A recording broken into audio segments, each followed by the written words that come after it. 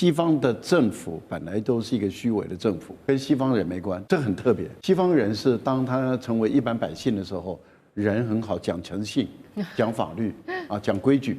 我这是讲实在话，可是当他从政以后，他就变成另外一套人，都成为马基维里的信徒，满口谎话。啊，这个是一个很有意思的一种，我觉得可以作为这个社会学跟政治社会学的一个调查对象啊。就是为什么当他成为正常人的时候是还不错的，欧洲人都是讲人权、讲法治，怎么成为政客以后呢，都变成另外一个魔鬼啊？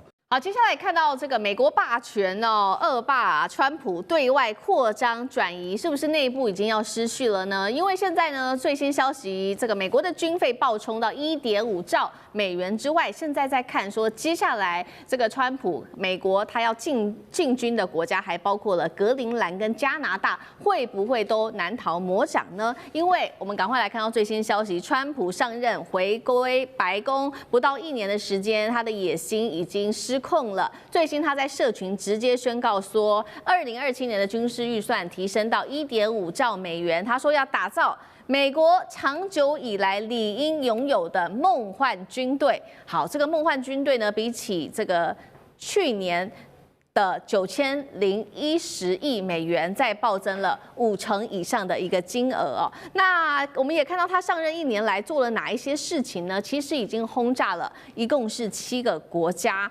包括了委内瑞拉大家知道的之外，还有叙利亚、伊拉克、伊朗跟奈及利亚、也门等等的国家。他也公开的扬言说，不排除接下来会用武力并吞格陵兰。他也多次的提到会把加拿大变成美国的第51州。其实这2个国家现在也都蛮紧张的。更讽刺的是，面对于川普的喊话，欧洲国家却没有任何一点点的声音，不管是指欧洲或者是日本国家，全部都噤声。但是当中国他在说他的军费不断的成长的时候，这些国家就是不断的痛批中国，威胁世界。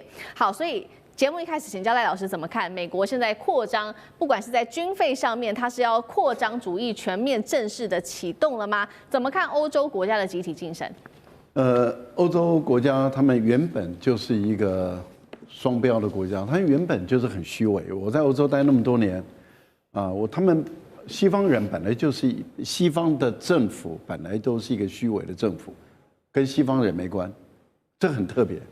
西方人是当他成为一般百姓的时候，人很好，讲诚信，讲法律啊，讲规矩。我这是讲实在话，可是当他从政以后，他就变成另外一套人，都成为马基维里的信徒，满口谎话啊，这个是一个很有意思的一种，我觉得可以作为这个社会学跟政治社会学的一个调查对象啊，就是为什么当他成为正常人的时候是还不错的，欧洲人都是讲人权、讲法治，怎么成为政客以后呢，都变成另外一个魔鬼啊，这个是很有意思。好，我们来看看是这样子。川普，美国的总统历届以来，奥巴马他发现他们的政府债台高筑，所以快要破产，危险，因此他把他的国防经费定在5500亿作为天花板，不要超过这个钱，最多5600亿左右。那他用这个控制防卫预算来去解决他的债务问题。可是他后来的不孝子孙啊，就叫拜登啊，虽然年纪比他大，但是呢，后来的啊第2任的接班人，我讲是民主党的，他就把它成长到8800亿，美国的政府的债务负担一直在扩大。到了川普的时候，又扩张到9100亿，债务负担在扩大。现在他食髓知味了，他觉得钱多花在军事上，因为他想要做的东西太多了，他想要打造梦幻的这个新一代的导弹驱逐舰，他想要再打造梦幻的第6代的这个战机，他想要的东西太多了，他还要登陆月球，他想要的东西太多，结果9100亿不够用，他现在要提高到15000亿美元左右，这个一定会让美国的债务负担更重。他说：“我用我的关税来支付这个钱，这是假话，因为他去年的关税也不过就是2000多亿，怎么可能来去支付他所要多增加的那将近6000亿美元的这个经费？”好，所以我个人认为，他这个预算能不能完全通过，在国会里面有的争论，第二个就是他要确保它不会破压。对，今年11月的选举的时候不会破压。第三个就是您提到的欧美的他的盟友就是欧洲人跟日本人，为什么都晋升？这些国家我刚刚讲的，他们本来就是双标党，就是双标国，他们本来就是没有道德的国家，他们永远就是欺负发展中的国家，指责发展中的国家，然后他们自己本身带头违法乱政，然后指责对方违法乱政。这些人就是每天喷的古龙水然后头发拨的那个弄得很像我这样那么整齐，全身喷满香水，但是呢，永远都是满嘴仁义道德，但干的都是见不得人，是不是我？是讲的是那些这个日本跟欧洲的政客。所以我觉得对于那些人，他们已经道德破产了。我个人觉得他们的讲话在国际间，他们根本已经没有影响力了，大家不会再把欧洲人、日本人他们当成一回事了。好，所以我们看到川普不断的增加他的军费，扩充在世界的版图，这是目前川普的最新的野心，一直持续的在各地开战、点火等等。但是我们也要来看到，他现在点名的几个国家，不管是这个格陵兰或者是加拿大，其实这两个国家我们刚刚提到都很紧张嘛。那有关于北约的战力跟美国来做比较，能打得过美国吗？答案恐怕还是不行的。我们来看到稍微做一个分析，这是来自于新闻周刊美国媒体做的一个。不管是空军陆军跟海军的一个比较，首先在战机上面，美国的战机高达超过了1400架，我们看到其他的国家远远不如美国，不管是英国或者是法国的，或者是土耳其300架，波兰等等，远远都不如美国。再来看到我刚刚说了嘛，空军、陆军跟海军，陆军美国有50万的陆军，远远超过北约盟友，还有2600台的主力战车，1万多台的装甲运兵车，那英国、法国只有200台左右。海军呢，美国有11艘航空母舰跟65艘的潜艇，那么英国只有2艘的航空母舰跟4艘可以携带核弹头的潜艇，加拿大则是有4艘的潜艇，所以我们看到在军力上面还是远远的不及美国的。如果川普他说他要并吞格陵兰、加拿大，北约挡得住吗？厉将军怎么看？其实这个如果说拿美国跟北约这些国家就这个表面上面数字来比较的话，我觉得是不切实际的。最重要的是你这些军力，你可不可以在你所望的时间投入你所望的地点？所以欧洲这些国家大概不管它陆海空的战力，不可能是在决战所需要的关键时刻能够投入到格陵兰来做格陵兰的保卫战。但是我特别要强调，美军确实有这个实力，投入他所望的部队，在他所望的时间。为什么？因为美军我们都知道，他有一点我很佩服他们，你不得不佩服这个国家军事它的强项。它总共有11个战略司令部，我们常常听到的中央司令部啦、印太司令部啦、这个欧洲司令部啦，它其中有一个司令部叫运输司令部。所以你看它这个作战讲究是后勤跟补给，所以它有一个后勤运输司令部，就专门将它，你看看这些部队，它要投入多少就有投入多少，有一个专责的单位来做战力的投送。所以美军要做的是，绝对是欧洲这些国家挡不到的。第二个美军需要对格陵兰动手，我认为他不需要，他用买的就可以买下来了。卢比奥也讲的话，我们可以用买的。这个你知道我算过，格陵兰人口不过是57000人而已。那如果说一个人花100万美金好了，总共也不过就是570亿美金，570亿美金你能够拿下一个200万平方公里的土地，其实是 CP 值很高的、很划算的。你只要每个人发给他100万美金就够。可是卢比奥虽然说讲了他要买，但是白宫的反过来讲我们不排除用军事力量来夺取。所以从这句话我们就看得出来，这个北约国家没有能力跟你对抗，也不会跟你对抗。然后你卢比奥用买的也可以买下来。但是为什么白宫还要讲说不排除用武力的方式来获取呢？我觉得纯粹就是满足这个川普他那种这个在远古时代像亚历山大大帝那种开疆辟土，靠着一场战争来开疆辟土，在这个以后历史上面留下他是这个霸王的这种英名哦。你看他开战到现在，他已经打了7个国家，这7个国家有一个共同的特征，都是弱小的国家。那格陵兰当然也是弱小国家。我觉得从川普来讲啊，他真的是很幼稚啊。你看他要造所谓川普级的战舰，4万吨级的那种，满足他的个人的军事上小时候的梦想。那他现在一定坚持要用武力来夺取格陵兰，他会不会做？我认为他会做。他做这个事情的目的，只是为了他以后希望在历史上面，他可以跟亚历山大和这些帝王能够齐名。所以欧洲这些国家之所以不敢讲话，我想他们也看出来，他真的会这样做，只是大家到时候不晓得怎么办因为以欧洲的军力，平常讲真的是不足以跟美军来做抗衡，也不会去做抗衡了，因为现在防守格陵兰岛的就是美军这200万的200个人的美军，你叫美军去攻击美军，还是美军去抵抗美军？我觉得这都是一些我们讲的这个在旁边旁观者看的一些风凉话了可是事实上，我觉得川普只是为了满足他个人帝王的思想而已。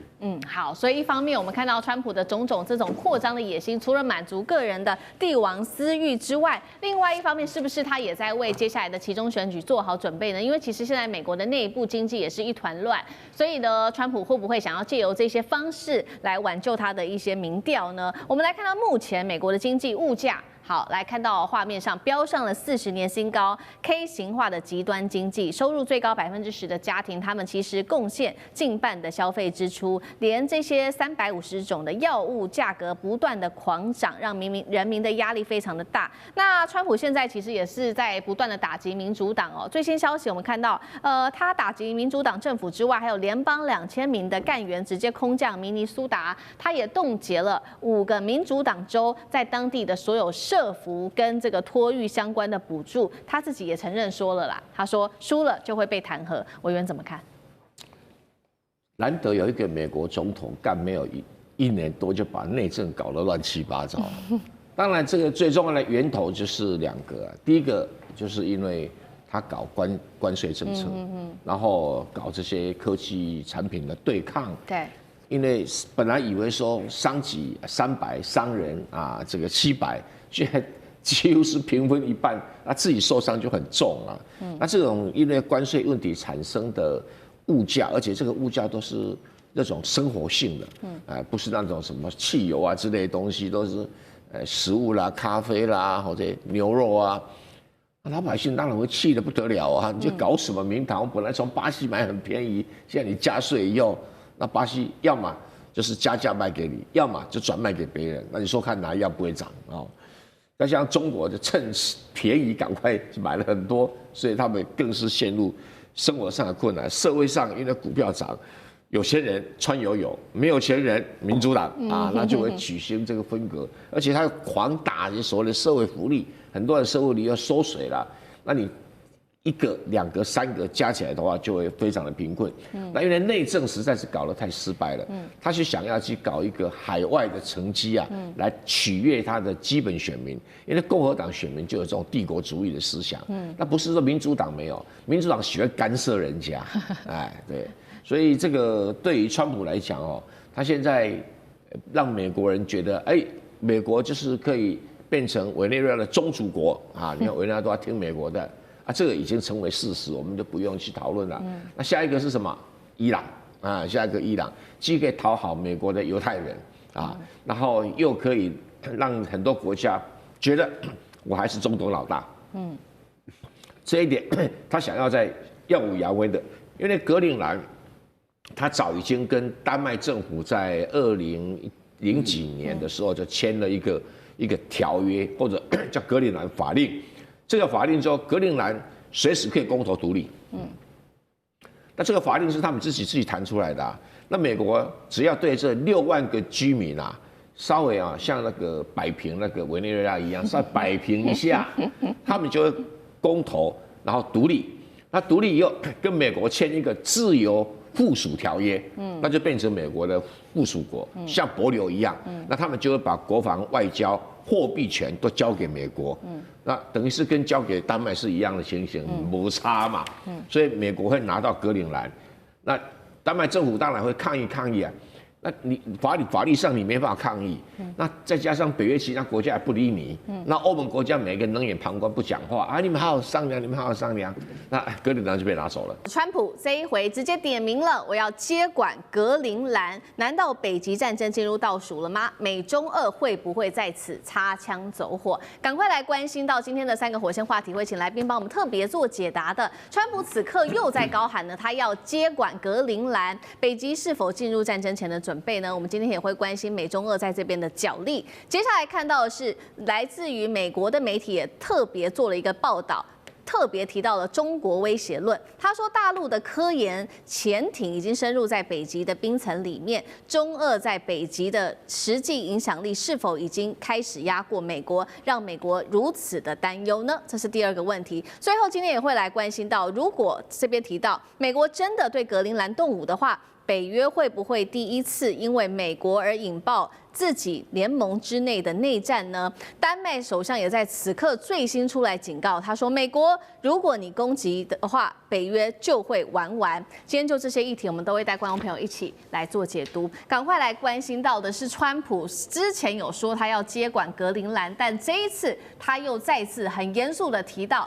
美国需要格陵兰，并且就说呢，格陵兰的位置真的是实在是太重要了。但是眼前看到的问题就是中俄船只啊，全面的覆盖在这个地方了。那么主权国丹麦啊，都已经看到这样的状况，还是无力因应。他甚至说呢，目前在北极的防务上面，丹麦你竟然只增加了一台狗拉雪橇而已。痛批说，丹麦你到现在为止防御的能量实在是太不足够了，无法满足我们美国的国安需求。因此呢，川普说他已经派人推动了，会把格陵兰并入美国当中。我们看到《华尔街日报》持续帮助川普来加码，他还扩大中国的威胁论。他说，大陆正在加速布局北极，对美国已经构成了重大的威胁。尤其在去年夏天，可以明显看到大陆的科研潜艇首次的在北极这种很厚的冰层下面，达到数千英尺的深处，完成了载人的深潜。他说，这个是对美国来说一个军事上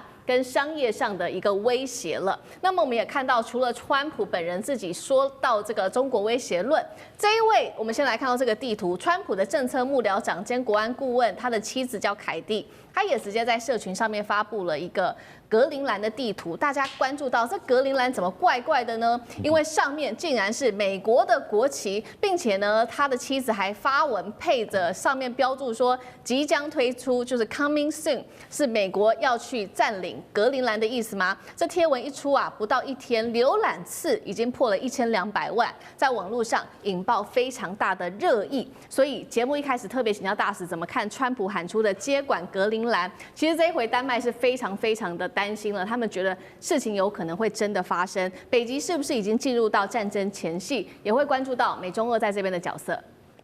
我想川普要格陵兰应该不是开玩笑的，因为他昨天在飞机上接受访问啊，记者问他那格陵兰怎么看，他说格陵兰对美国的国家安全太重要，对，他说啊这个丹麦是无力来保障格陵兰的安全的，这个国家是一个罪尔小邦啊，没有那个能力。然后他说现在在格陵兰附近啊，就是俄罗斯跟中国的船只到处都看得到。那我不晓得他有没有证据啊，就是到处都是中国跟俄罗斯的这个影子啊，所以呢，他说啊，他们这个美国啊，对格陵兰是他不是开玩笑的。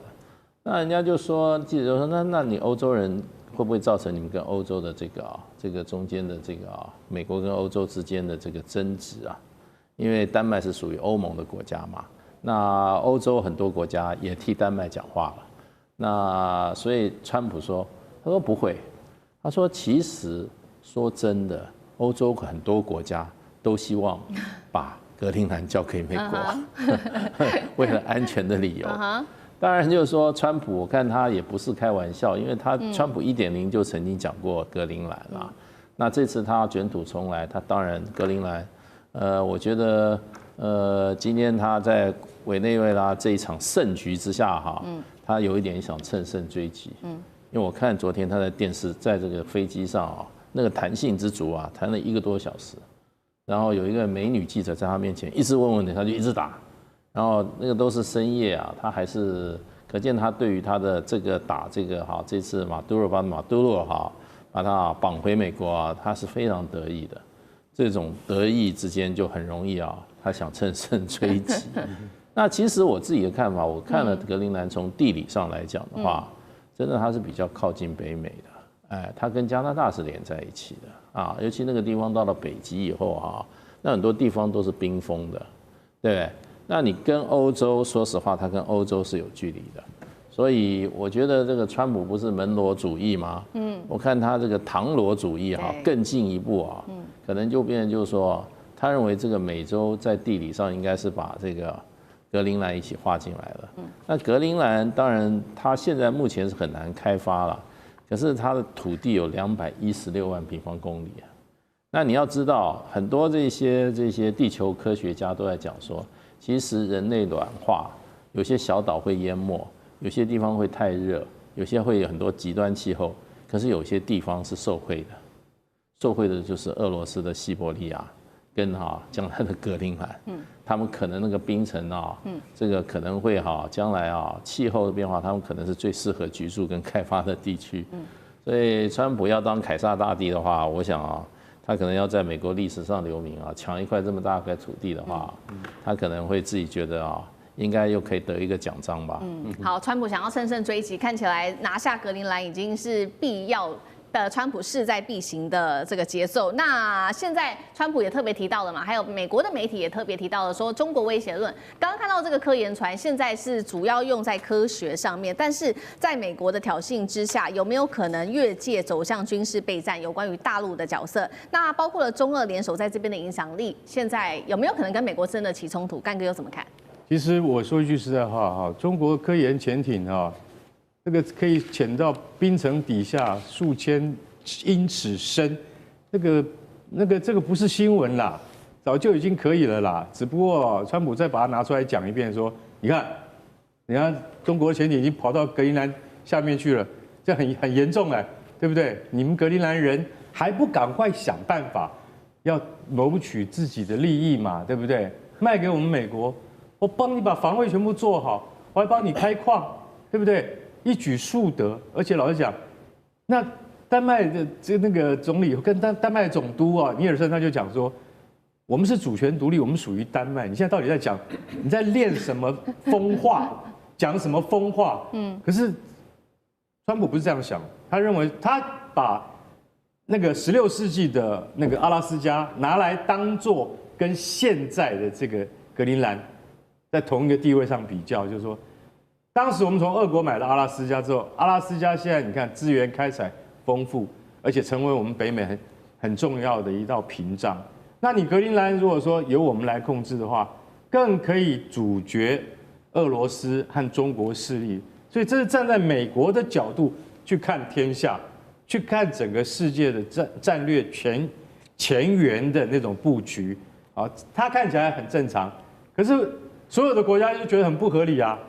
丹麦说我是北约成员国，现在也是同样是北约成员国的美国要来侵略我们丹麦，那我们要向谁申诉啊？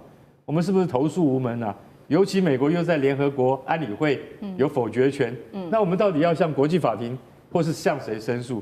你就会觉得这是一个很荒谬的、非常荒谬的一个，我没有办法去想象说，因为要抵抗美国入侵。而自家人在这个联合国里面、安理会里面给打起来，所以这一次还有更妙的一件事情，美国最近批准了什么？批准了卖给那个丹麦三架这个我们中华民国日夜梦寐以求的反潜机，叫做 P8海神 Poseidon 海神反潜机，现在是全世界最一流的反潜机，也就是说水底上面跑的。什么东西它都抓得到，这叫 P8反潜机，那就是从哪里改过来的？从 P3改过来的。P3就是我们现在现役的我们现在台湾海军现役12架 P3北极星反潜机。那结果呢？现在更进一步的更高一级的叫 P8 海神反潜机，他决定卖3架给丹麦了。奇怪，你不是说你要帮丹麦防卫吗？你还卖飞机给丹麦干嘛？而丹麦真的去跟美国买，美国也同意了。就是看不懂，你知道吗？卖东西、买军备、买飞机是一回事，对，我要侵略你又是另外一回事，对，你就觉得很讽刺嘛。是，所以他说：“你说我只有狗拉雪橇，我就跟你买飞机啊，你也卖给我了，这个事情会怎么发展下去？你觉得那是一出荒谬的闹剧？而川普，你不要再一直讲那些痴人说梦的事情，因为它绝对不会发生。”好，那我们也看看，在川普他喊出说要再次接管格陵兰之后，确实现在格陵兰方面还有丹麦也都随即反击了。两位，我们先来看到一个是丹麦的领导人尼尔森，他说够了。怒呛哦，他说这个威胁、施压跟并吞，并不是朋友之间会做的事情。那去年12月，丹麦的情报机构也首次的把美国，这是第一次列为潜在的安全威胁。欧盟国家也表达了不满。那如刚刚这个干哥也帮我们特别提到了，丹麦他还再次的跟川普再一次的提醒他说，我们都是北约成员国，接下来如果有任何事情发生，丹麦其实是有权可以援引北大西洋公约第5条的，就是有这个集体防卫的承诺的，防范美国再次有其他的行动。丹麦的这个首相也说，美国如果攻击，北约将会玩完了。有没有可能引爆北约自己内部的冲突、导火线，甚至内战？因为美国而引起，上次哥怎么看？首先对格陵兰的这个事情，我基本上是很悲观的哈。那我是很乐观，川普会把格陵兰拿下来。我甚至个人推测，2026年底或2027年有可能就有这样子的具体动作。为什么这样讲？川普对格陵兰除了上届来讲，他在去年刚当选的时候就已经讲了。可你看，丹麦到底做了些什么？格陵兰实质做了些什么？首先，北约跟这个丹麦之间的关系，丹麦相对来说是比较疏离了。虽然丹麦本身的军力其实在北约当中也有贡献，表现的还可以，但是对于自己本身这个国家死都没有想到，也都没有准备，格陵兰有可能会被拿走，没有这个准备。可是当现在川普这样想，我想他们骨子里还不相信。所以你没有看到这1年来积极、非常害怕或可切的准备，所有这些都是喊一喊的外交动作，废一废这样子而已。所以你说真正要防止美国拿，没有别的，就是只有跟中国跟俄罗斯直接间接有些挂钩，可是这就是丹麦做不出来的事情，就卡在半空中哈。所以我觉得这个部分首先是说丹麦跟北约之间的关系，而且北约很现实啦，一旦现在川普的主义扩张军权到这样的地步。你说整个欧洲北约会直接起来对付美国，而且没克列给代击。而且我们现在我一直注意一点，如同刚刚大使所提到，我觉得在这一次这个对委内瑞拉对我最触动的是什么？就是看到整个川普在海湖的庄园里头，在看整个抓马杜罗整个过程，他的表情，他非常投入。这是一个他自己出场一个军事权力当中，他一动念就可以把所有的职权都完成的那个。权力欲望的东西，我觉得比关税战，比任何他在去年当中所有一切的国际外交的那些狠招来讲，我觉得是最刺激权力欲、最容易让人上瘾的东西。所以这个东西会持续下去的。而且格陵兰现在真的说实在的，在现在所有来看，就是其实有很多欧盟的抗议，对现在此刻上瘾的川普来说，就是吠叫的狗，拍一拍或者给点肉。不就结了吗？这些东西对他来说是什么压力？那个部分是不对称的，这个权力的状况。而且坦白说，从美国的角度来说，可能唯一的问题就只是地广人稀而已。就是你虽然说我把格陵兰攻下来，可是要真正的治理或掌握、开采稀土，可能也不是容易的事情。但要拿下来这件事情，其实相较于现在委内瑞拉来说，更是简单多了。而且最后要注意，全世界现在都有看到这个趋势的变动，威权强权的绝对性。它产生的不只是政治意识，像关税战这种东西跟金钱，你现在看到是物理跟地理的空间也都开始被掠夺了。对，如果格陵兰真被我拿去，我觉得也符合趋势了。没有想到在此刻，英法联军轰炸叙利亚，难道第三势力要正式的进入到中东了吗？川普恐怕进攻伊朗吗？这是另外一个议题，今天我们来做讨论的，因为现在看起来似乎有种种的迹象显示是有可能的。普丁则是出手军援，在此刻去军援伊朗。我们等一下也会来关注到的是俄伊同盟力抗美国。赶快来看到的是最新消息，在美国去抓了马杜洛之后，欧洲国家也另外一线正在开火当中。这一次啊，是英国跟法国的军方一起空袭叙利亚境内的伊斯兰国，它的地下的军火储存设施这边。英军我们看到它出动了哪一些武器呢？多架的台风战机，还有航海加油机空中做支援，跟法国的军机一起做联合出动。英国的这个国防部还非常的有信心说，我们打得非常的精准，我们投掷的导引炸弹是已经精准命中了武器库而已。旁边的这些平民啊都没有任何人受伤，但是我们今天要问的问题是，为什么英法要选在这个时间出手呢？是不是因为川普才刚进军这个委内瑞拉，他看到了谁说，谁拳头大，谁就可以在这个世界，在这个全球拥有真理？所以这一次，到底英法，我们看到过去他们在有关于巴勒斯坦的问题上面意见是不一样的，为什么这个时候突然间团结起来了？难道是真的要反恐吗？还是他们在声援美国？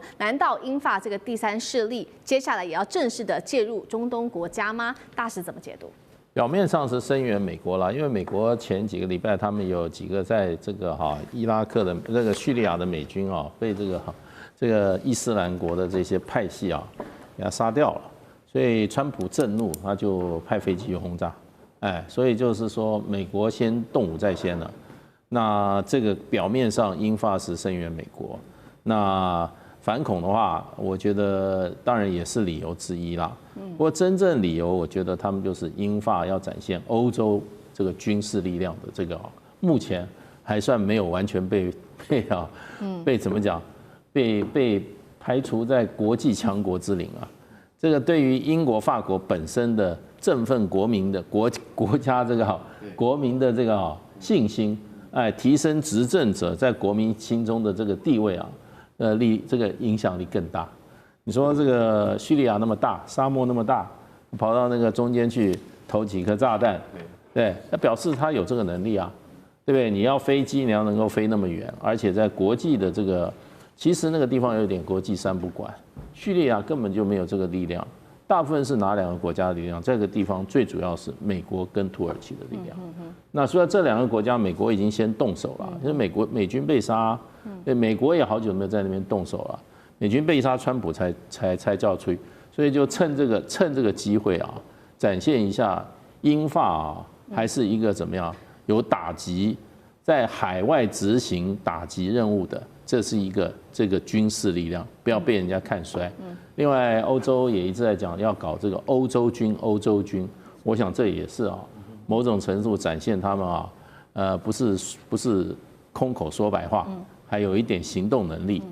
好，欧洲展示它的在国际上面的军事威慑力。那美国呢？美国仍然是持续的，也好像还有其他的动作。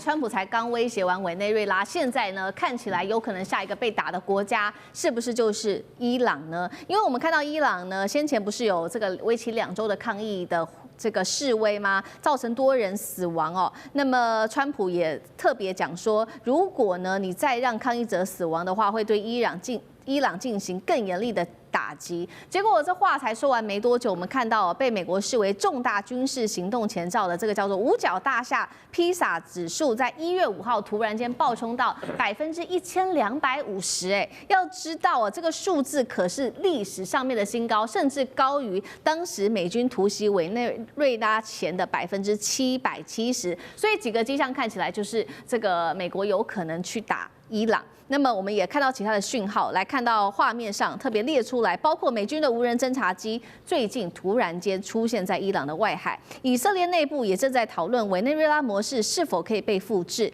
第三件事情是美军的大型运输机也向中东这边集结了，社群平台甚至是释放大量的战前的这个气氛的一个讯号，每一个讯号都在说，好像美国正在进行准备下一步了。真的会是川普下一个攻击的对象是伊朗吗？他会不会复制打这个委内瑞拉的模式，也复制在哈米尼的身上，还是他会直接来轰炸？上次哥怎么看？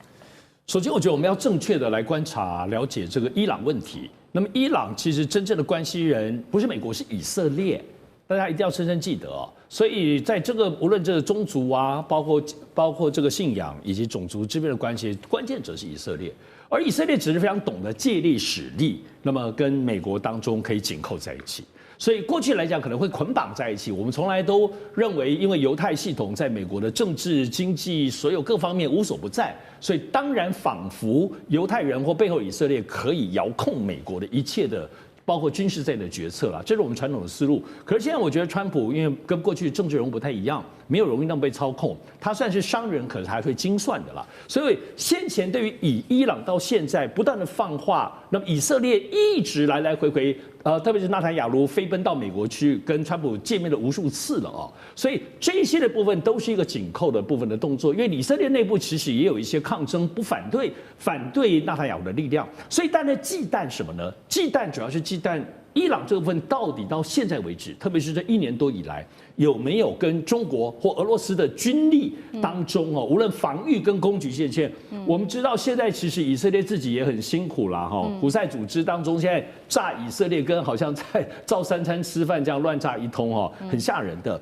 所以有关于大国军力这件事情跟伊朗之间的挂钩，伊朗现在的防御跟攻击能力来讲，其实并没有真正被验证。所以现在其实蛮重要的是，到底以色列会动手，美国会动手，关键还在于情报的掌握。我觉得这次委内瑞拉的战争其实提醒我们这一点，就是说，真正的即使斩首行动也好，军力再厉害也好，关键还是在情报的掌握。这次美国最厉害是展现它一如既往的情报很厉害。所以大国之间，比如说中俄跟伊朗的具体合作如何，我们在委内瑞拉也看到，也都声援委内瑞拉啊。可是呢，问题是你真正的声援跟帮助来讲，没有精密到让美国可以不突破，所以伊朗我相信也是一样子。我想包括伊朗乌克兰战争，我们看到，明明你普丁你不是也可以斩首泽连斯基，都不斩首，拖了3年多，你怎么回事？还是没有能力吗？还是你的情报当中也不见得现在跟过去 KGB 那么厉害了，没有办法突破美国或者乌克兰的保护网。所以我认为这次现在来讲，我们在思考包括伊朗的问题在内，情报系统的掌握好像是现在大国竞争，尤其在军事当中非常关键的一环。委内瑞拉这一次提醒了我们。好，确实哦，我们看到这个美国跟以色列现在都非常的担心伊朗它跟中俄在军事上面的这个军事突破到底到了哪里？所以呢，现在也放话了，有没有可能就是会打伊朗？但是在此刻呢，莫斯科它似乎正在悄悄的帮助伊朗来声援它，尤其是在军事上面，莫斯科现在正在声援，那当然也引爆了这个区域的安全紧绷。我们来看到这是实际发生的，过去48小时，俄军总共是出动了它的重型运输机至少5架次降落在伊朗，重点是它是高频的不寻常的航线，好像看起来就是要躲避西方的监控。那么运输机上面载着什么呢？看到画面，包括了现在根据了解有这个浩劫武装直升机，第2个是配套的弹药跟地勤系统等等。我们请干哥来帮我们分析，可能俄罗斯这一波重型运输机到底在装什么？传出哈米尼现在也很紧张，好像有一个计划，他要逃到莫斯科去，有没有可能呢？难道伊朗的政权真的面临危机了吗？好，俄罗斯最近48小时，也就2天之内，有5架次 IL-76一流升76重型运输机。好，我告诉各位，这就是要打起仗来的时候，俄罗斯最重要的战略运输机。OK， 它的地位相当于我们现在国产的运20，我们现在新的运20运输机，它都属于战略级的，它不是一般那个区域性的那种小飞机了。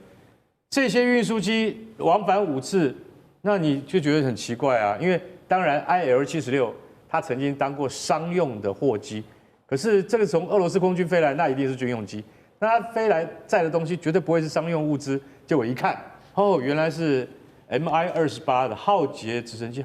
Mi-28是俄罗斯最先进的攻击直升机，相当于台湾的阿帕奇啊，你可以这样去看它，它就是台湾的阿帕奇啊。不过性能还是比阿帕奇稍微略逊一点，可是它一定载送了相当的 Mi-28给伊朗，这意味着什么？意味着可能要预防斩首 ，OK？为什么？因为这种直升机专门对付低空目标，也就是说，如果有无人机或者是有特战部队要降落在总统府附近，就是说，比如说要斩首哈米尼的时候，这种直升机是最有用的。那对不起，马杜罗就是没有这种直升机，不然他很可能不会被斩首，知道吗？委内瑞拉就是没有攻击直升机，一架都没有。所以其实 Mi-28是很好用的那所以在我们自己国家的，我们台湾自己本身的防卫作战里面，也把反斩首的阿帕奇当成很重要的一环。所以你可以看到，从这个直升机被紧急运到德黑兰了，你就可以去想象，哈米尼是怕了，高龄86岁了，已经带领这个国家30年了。接下来我跟你讲，最有可能不是被美国斩首，是被尼坦雅胡斩首。因为以色列才有这个决心。为什么？因为以色列最忌惮的是伊朗，比美国还要忌惮。对，为什么？只要以色列能够那个斩首哈米尼的话，那我跟你讲，全犹太人都会欢欣鼓舞。为什么？因为这放在心中那个刺已经很久了。虽然这几次的，比如说12日战争，以色列是打赢了，但是他们没有办法保证伊朗接下来的核子设施以及它的浓缩铀计划会不会一夜之间就完成了？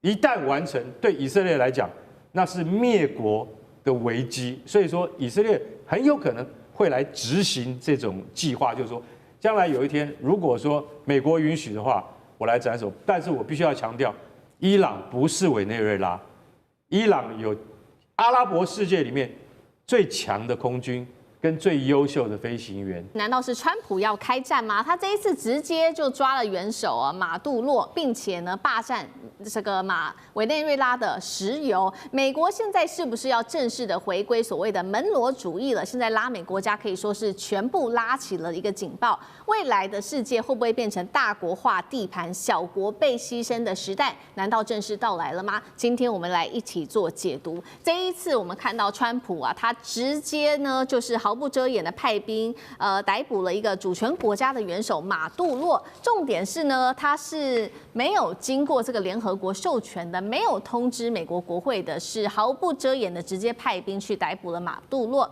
甚至公开表示他就直接说了，美国我们接下来会来接管委内瑞拉，让美国的石油企业可以做全面的进驻，掌控这个地方全球最大的石油储量之一。我们来看到前空军的律师他怎么说？他说这不只是在外交上针对委内瑞拉的冲突而已了，这样子的一个做法是会引爆国际武装冲突的，也就是等于呈现了一个开战的状态。现在再看《经济学人》也特别点破了，他认为川普要来做的就是亲手复活的这个老剧本，正式宣告门罗主义正式回来了，西太平洋地区应该要属于美国的。节目一开始特别请教委员怎么看？美国真的可以想抓谁就抓谁，想要站哪里就站哪里吗？委员怎么看？大概只能限制于中南美洲几个国家，不是每一个国家都行得通。那我要特别提的就是说，美国在川普的想要接管委内瑞拉一点问题都没有。你说不符合国际法，他马上就符合国际法给你看。什么叫马上符合国际法？隔2天，委内瑞拉新总统马上会跟美国签一个新的条约。这个条约就是你是我的宗主国，我是你的这个藩属，就是我就是你的帛琉，帛琉就是美国的藩属国啊。他会签一种叫法律上叫自由联系条约之类的东西，就宗主国啦。那国际法就合法了。谁说国际法不能够事后合法？可以啊，可以啊，船过水无垠。然后更讽刺的，我跟各位讲，我的预判，委内瑞拉人民的生活水准会变得更好。麻烦在这里呀、为什么？制裁没有啦，那第二个呢，更搞笑的，以前呢，马杜罗贪污腐败的钱都回来了。马杜罗真的很贪污、很腐败，不用怀疑啊。那所以这个川普在讲说他贩毒，你在讲什么？委内瑞拉卖到美国的毒品只占美国进口量的8%，可是从哥伦比亚到中美洲到墨西哥进入美国的毒品占70%，你不打那个70%，打那个8%的，所以毒品不是理由。第二个，我也不同意是因为石油，是因为石油公司不是石油，因为美国自己石油很多嘛，他怎么会在乎自己有没有石油用？他是因为石油公司的利益，在当时被这个委内瑞拉前总统跟现任总统用国有化没收，没有赔偿任何1毛钱，这个庞大的损失现在还挂在这几个石油公司的账上。那川普去打这场战争，美国老百姓当然会支持啊，然后石油公司的老板会抖内，你看开玩笑，这是么好的生意？所以不是石油，是石油公司，所以他马上讲，你看我们石油公司马上要进驻委内瑞拉，全世界最大的矿产，而且现在的石油价格是60，一桶60块美元，很便宜啦。啊，那对于这样子的一个政策，他就告诉中国、俄罗斯，你少给我管啊！你什么“一带一路”撤掉？我不高兴。如果我高兴，你可以“一带一路”；如果我不高兴，你只有插入可以走。这个，所以一开始大家讲说中俄啊厉害啊，怎么才会厉害？我说一点都没有用。川普只要下令的话中俄连巴拿马都乖乖取消“一带一路”啦，下一次取消的就是巴西跟那个秘鲁，他要不要而已啊？他跟习近平谈判的筹码要不要而已啊？没有什么问题，因为委内瑞拉对中国、俄罗斯叫鞭长莫及，无可奈何。他不至于像这个台湾在中国大陆旁边的鞭长可及，可是大陆那个鞭软掉了，叫差别在这里啊。是。好，同样一个问题 ，Ross 又怎么看？就是等于说，美国现在想要抓谁就可以抓谁，想要站哪里就站哪里嘛？你怎么看他的行为？当然没那么简单。比如说，北韩金正恩也是晕毒了，也是实现很多假期啊，尤其是虚拟货币啊。但是目前川普根本没有计划去抓金正恩，对不对？那因为是北韩有核武，对不对？所以没有核武的国家，那就比较对美国来说是比较安全的选择了。但是将来几年川普还要执政3年，会不会再次有类似的事件啊？那不排除，虽然我觉得可能性不大，但是不排除，毕竟有这个潜力。尤其是如果是在中南美洲的话，真的有类似的情况的话，那或许美国会再次出手，真的是不能排除了。毕竟没有什么后果了。那当然有一些国家，比如说中国、俄罗斯，公开会发言。看很多国家，即使是美国的盟友，他们也没有很强烈的批评或抗议。他们说我们是高度关切之类的，但是没有直接说美国你错了，川普你错了，我会制裁你。但怎么可能，对不对？所以其实川普知道，他幕僚团队知道，尤其是在中南美洲这件事情是可以，不管是从政治、贸易、其他的角度来看，连国际法，其实美国这样做其实是没有什么负面的后果。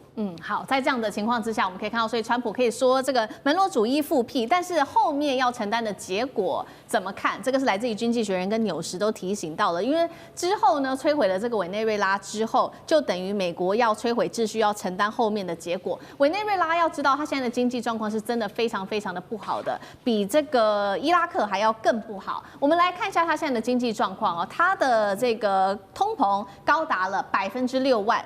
贫穷率82%，GDP 统计我查了一下，过去13年暴跌75%，现在人均 GDP 大约是落在3000到4000美元左右，还有800万的人民因为经济实在太差了，逃离当地，国家空洞化，黑市武装再起，美军恐怕陷入在长期的内战当中。到底美国这样做值不值得？杨老师，川普不会去接管委内瑞拉，整个中南美过去数百年来就是在一个循环的宿命，那就是在被美国控制影响之下，它不断的出现政变。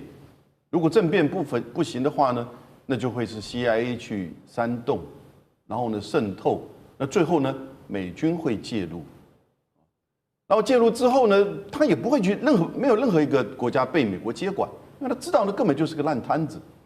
美国只是要的是这个区域的掌控，门罗主义，但是呢，也要排除就是其他区域中国、俄罗斯的这个介入。同时，你会看到他也知道这个循环就是，但不断的就是在左右之间的摆荡，也有很多人上这个几十万人这2天在街头上是抗议美国，然后支持马杜罗，但是也有很多人是很高兴的，就是说马杜罗被逮捕，对，所以。说他们的生活会改善，那我觉得其实可能是短期的现象。因为关键是这个现在这个副总统他之所以在过去这段时间这么快就转变了态度，一定是跟美国达成了协议。可能接下来透过一个暂时的过渡，甚至举行选举。因为那个去年12月得到诺贝尔和平奖的反对党的领袖川普，昨天自己都发文说，看起来他好像不太受委内瑞拉人的支持。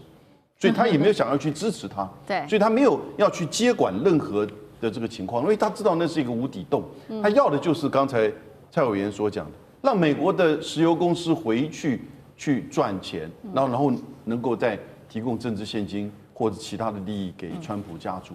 我觉得都很清楚，过去一直都是这个如此的情况。那所以他不会去重蹈在利比亚或者是伊拉克的这种情况。那因为毕竟这是他自己家里的后院，而他长久以来让这个后院一直不断的烂，但是呢，他确定他的后院。好，所以美国基本上还是不会去介入在委内瑞拉它这个经济上面的烂摊子。但是呢，现在川普已经直接恐吓了，你现在是这个委内瑞拉，接下来几个国家你要特别注意的，他恐吓的包括了哥伦比亚、古巴跟墨西哥以及其他他说不配合的国家，你都要小心了。那么智利的总统也很紧张，他说今天是委内瑞拉，明天可能就是任何的另外一个国家。现在是不是说大国就可以自己划地盘，小国只能跟着被牺牲的时代正式来临？舰长怎么看？我们看到啊，其实这一次的这个绝对决心的这一个行动是教科书等级的。那只是呢，他把原来 under table 下面的东西掀出来了，也就是美元才是最重要的。那这是我们讲的第一个。第二个啊，其实我们也就看到。之前我们看那个所谓的美国的国家安全战略，它是特别提出了美国未来重点在于西半球。那我们讲到说，这一个战略出台之后，当然要有3把火啊，第一把火委内瑞拉就中奖了。那其实我们讲到说，刚刚Ross 有讲到说，各国没有。谴责其实不是没有谴责啊，是还来不及谴责，马杜罗就已经到纽约了。对，那谴责有什么用？那这是第一个。那第二个呢？其实啊，我们讲到说，今天也就是1月5号的时候，安理会实际上是要开一个临时会议来针对这一个委内瑞拉的问题。不过开了会，最后也是白开。为什么？因为我们这样讲啊。其实，在帝国崛起的时候，它就建立非常多的制度或规则，那让大家所有的国家都来 follow 这一个制度，然后符合帝国的它的一个价值。那可是呢，现在帝国正在的倾颓之中啊，其实是最可怕的，因为原来的规则已经完全不适用了。所以这也就是我刚刚讲到的，即使安理会。有任何的决议，不要忘了，美国有一票反对，最后也这个会也等于白开。所以他有警告有关于这哥伦比亚、古巴、墨西哥啊，也就是当初被指的这个门罗主义的这个拉丁美洲国家，现在每个都绷紧神经，因为。我们来看去，委内瑞拉其实算是一个有心要整顿它的军事装备的这一个国家，都已经如此了。那我们刚刚讲那些国家，它里面没有更腐败吗？没有，或者是它有更多的武器可以反制吗？其实都没有。所以这个就是对于拉丁美洲国家的一记警钟。在中东国家，现在伊朗的暴动越演越烈，正式进入到第2周了。有一个说法，背后有没有可能有美国的 CIA 在后面推波助澜呢？等一下会来一起关心。反制美以的联手威吓，在这个情况之下，我们来看到中俄伊朗则是举行联合军演。好，赶快来关心到的是，现在来看哦，最近的伊朗越来越动荡，就是因为它内部其实有非常多的问题。除了通膨不断的飙升之外，伊朗的货币也在暴跌，并且经济持续的衰退，民众实在是看不下去了，于是走上街头抗议，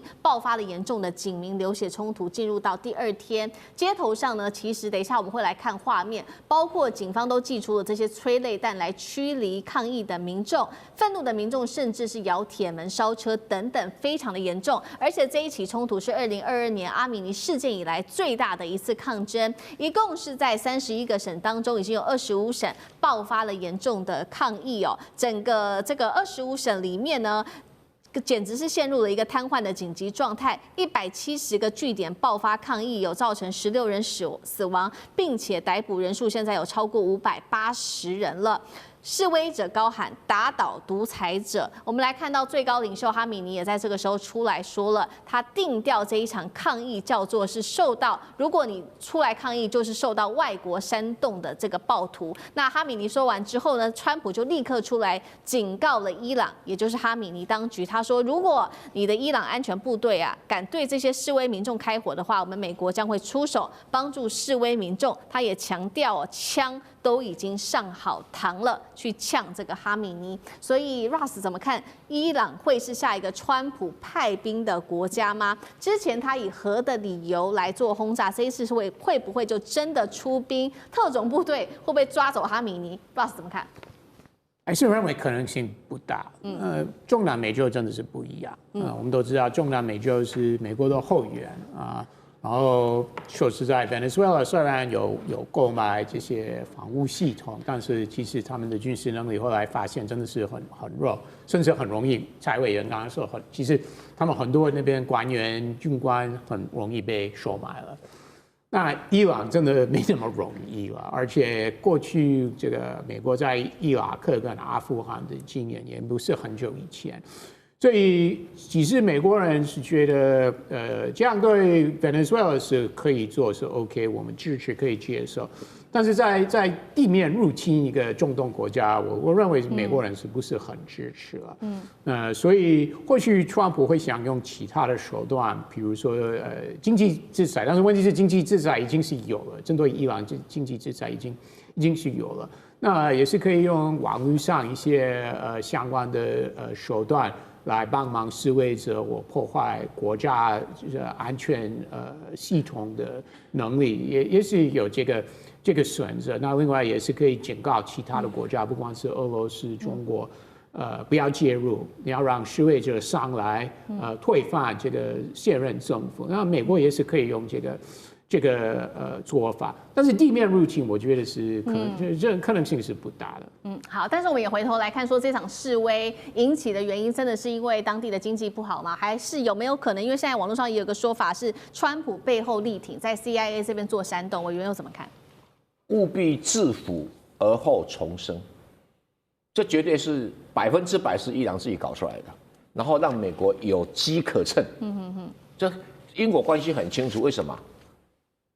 哈米尼啊，是以一种很有修养的教士，可是他的家族竟然是伊朗贪污腐败最大的集团，5个教士家族，带着宗教的面貌，控制的经济腐败的不得了，然后再加上他的革命卫队，就是他们的黑熊跟青苗，用革命卫队的名义掌控所有经济，连进出口都要跟革命卫队缴税，然后国防军没有钱，因为财政部收不到什么税。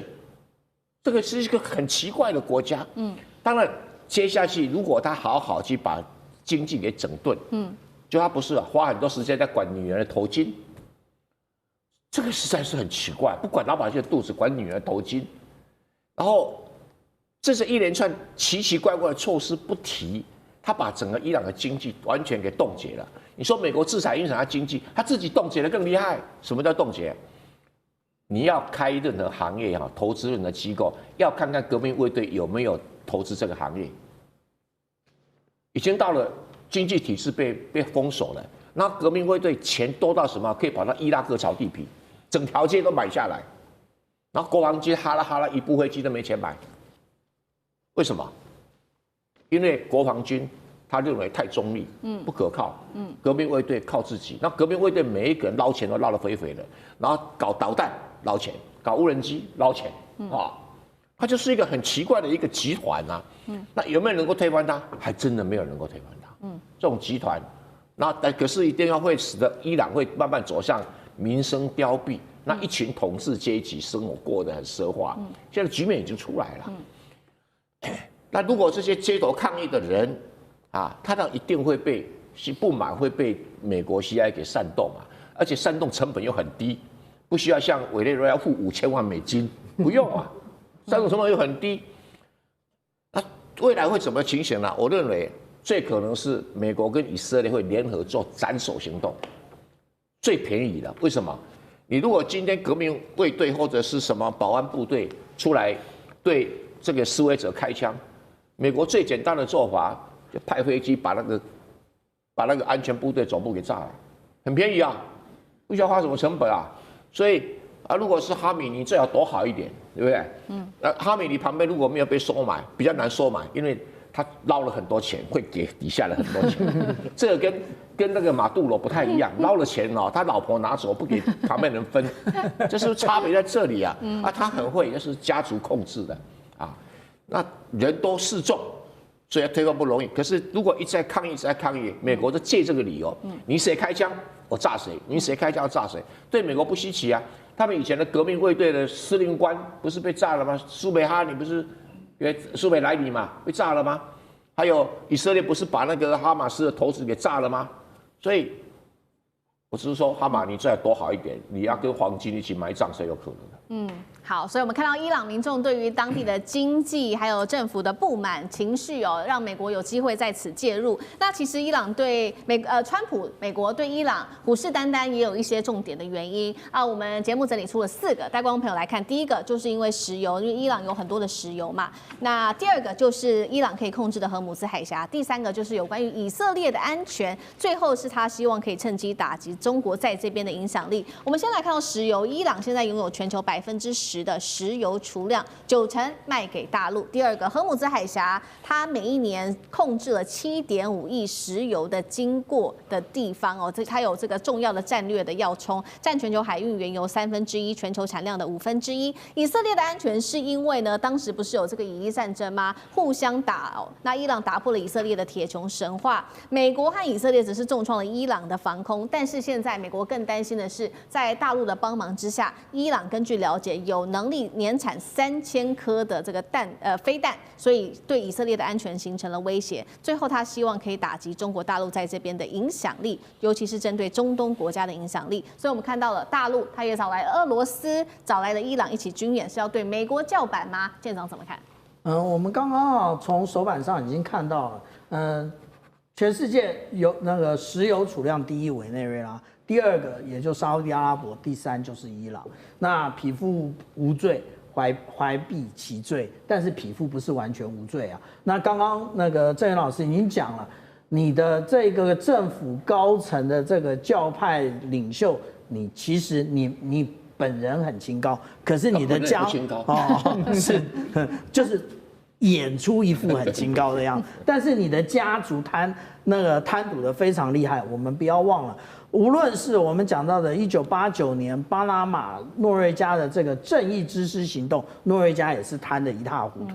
那还有现在我们讲的委内瑞拉，那现在我们看到的伊朗也都是如此。也就是你越是贪腐的环境，越容易让美国的 CIA 可以更容易渗入。那也就是说呢，其实我们刚刚讲到说，这个金砖国家呢，是不是在跟美国叫板？其实不是，而是呢，这个也就是团结一切可以团结的力量啊。那也就是我们现在刚刚有讲到联合国的角色，可是联合国的角色非常的没用，因为它有这个常任理事国的干扰，所以现在我们看到金砖，它虽然称不上说是可以取代联合国，但是是可以跟代表的与美国完全不同的另外一个国际集团。那也就是透过这个方式，然后现在他们讲说要进行军演啊，叫做和平意志2026，也就是说这一个演习，他把一大堆国家叫来，那大家会怀疑啊，说这个有关于俄罗斯也在里面啊，那这里面到底代表什么样的意涵？其实跟大家报告，中国大陆早就在做如何的让俄罗斯的装备可以成为中国大陆体系化的一部分。好，所以一边我们看到其实有另外一个集团，中俄、伊朗等等，大家联合起来。但另外一边，我们也看说，川普这一次对伊朗动手，会不会也是想要打击大陆？杨老师怎么看？其实委内瑞拉这个事情啊，到现在为止，我觉得有2点啊，大家可能会被西方媒体误导，好像腐败的国家、经济落后的国家、人民受苦的国家，美国的正义之师就可以这个不顾一切的进入到这个国家进行斩首的行动，换一个政权。我觉得那全世界腐败的国家太多了，这不是理由。